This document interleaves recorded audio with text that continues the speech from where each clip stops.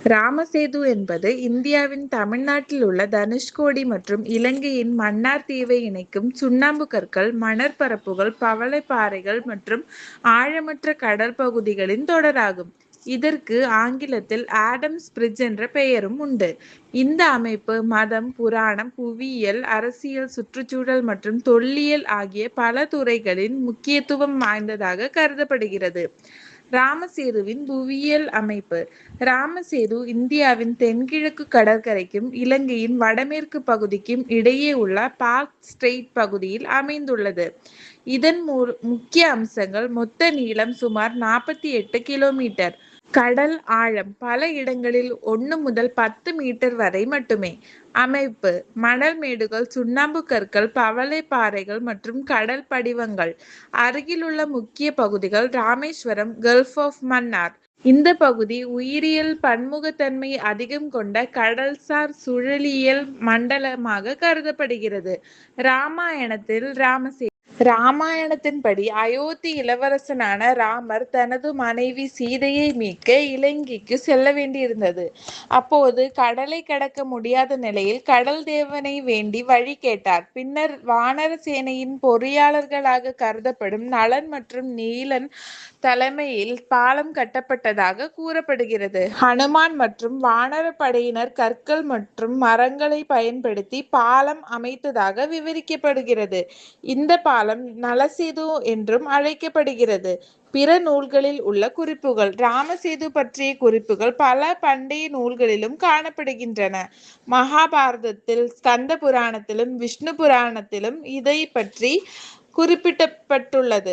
இவையில் ராமசேதுவை புனித யாத்திரை தலமாக குறிப்பிடப்படுகின்றன. ஆடம்ஸ் பிரிட்ஜ் என்ற பெயர் எப்படி வந்தது? மத்திய கால இஸ்லாமிய மரபுகளின்படி ஆதம் சொர்க்கத்திலிருந்து பூமிக்கு வந்த பின் இலங்கையின் ஒரு மலையில் இறங்கி அங்கிருந்து இந்தியாவுக்கு இந்த பாலம் வழியாக நடந்து வந்தார் என்ற நம்பிக்கையின் அடிப்படையில் ஐரோப்பிய வரைபடங்களில் இந்த பகுதி ஆடம்ஸ் பிரிட்ஜ் என்று அழைக்கப்பட்டது. அறிவியல் ஆய்வுகள் என்ன கூறுகின்றன? புவியியல் ஆய்வாளர்களின் கருத்துப்படி ராமசேது இயற்கையாக உருவான கடல்சார் அமைப்பாக இருக்கலாம். காரணங்கள்: கடல் மட்ட உயர்வு மற்றும் தாழ்வு, மணல் படிவங்களின் சேர்க்கை, பவளப்பாறை வளர்ச்சி, கடல் நீரோட்டங்கள் மற்றும் அலைகளின் தாக்கம். சில புவியியல் ஆய்வுகள் கடைசி பனிக்காலத்திற்கு பிறகு கடல் மட்டம் உயர்ந்த போது முன்பு நிலப்பரப்பாக இருந்த பகுதிகள் நீரில் மூழ்கி இருக்கலாம் என கூறுகின்றனர். செயற்கைக்கோள் படங்கள் என்ன காட்டுகின்றன?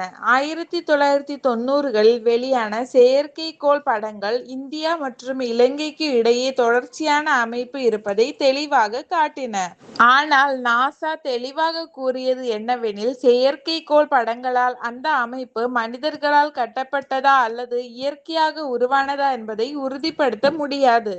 அதனால் நாசா ராமசேது மனிதர்களால் கட்டப்பட்டது என்று நிரூபித்தது என்ற கூற்று தவறான தகவலாக கருதப்படுகின்றது. தொல்லியல் ஆதாரங்கள் உள்ளனவா? தற்போது வரை ராமசேது மனிதர்களால் கட்டப்பட்டது என்பதை உறுதிப்படுத்தும் நேரடி தொல்லியல் ஆதாரங்கள் எதுவும் கிடைக்கவில்லை. அதே நேரத்தில் அதன் வயது மற்றும் உருவாக்கம் குறித்து பல்வேறு ஆய்வுகள் வேறுபட்ட முடிவுகளை வழங்கியுள்ளன. அதனால் இந்த பகுதி குறித்து மேலும் ஆய்வுகள் தேவைப்படுகின்றன. சேது சமுத்திர திட்டம் மற்றும் சர்ச்சைகள்.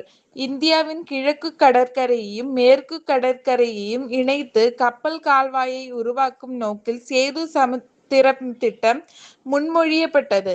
இந்த திட்டத்தை ஆதரிப்பவர்கள் கப்பல் பயண நேரம் குறையும், எரிபொருள் செலவு குறையும், துறைமுக வளர்ச்சி அதிகரிக்கும் என்று வாதிடுகின்றனர். எதிர்ப்பவர்கள் கடல்சார் உயிரினங்களுக்கு பாதிப்பு ஏற்படும், மத உணர்வுகள் பாதிக்கப்படும், சுனாமி மற்றும் புயல் தாக்கங்கள் அதிகரிக்கலாம் என்று கூறுகின்றனர். இந்த விவகாரம் பல ஆண்டுகளாக நீதிமன்றங்கள் மற்றும் அரசியல் வட்டாரங்களில் விவாதிக்கப்பட்டு வருகின்றது.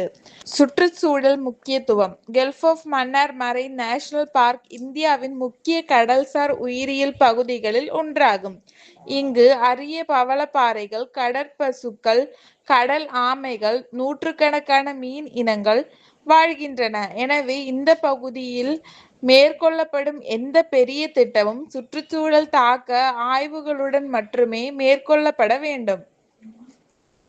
ராமசேது என்பது 2 கோணங்களில் பார்க்கப்படும் ஒரு தனித்துவமான அமைப்பாகும். புராண நம்பிக்கை ராமர் கட்டிய புனித பாலம், அறிவியல் பார்வை, இயற்கையாக உருவான புவியியல் அமைப்பு.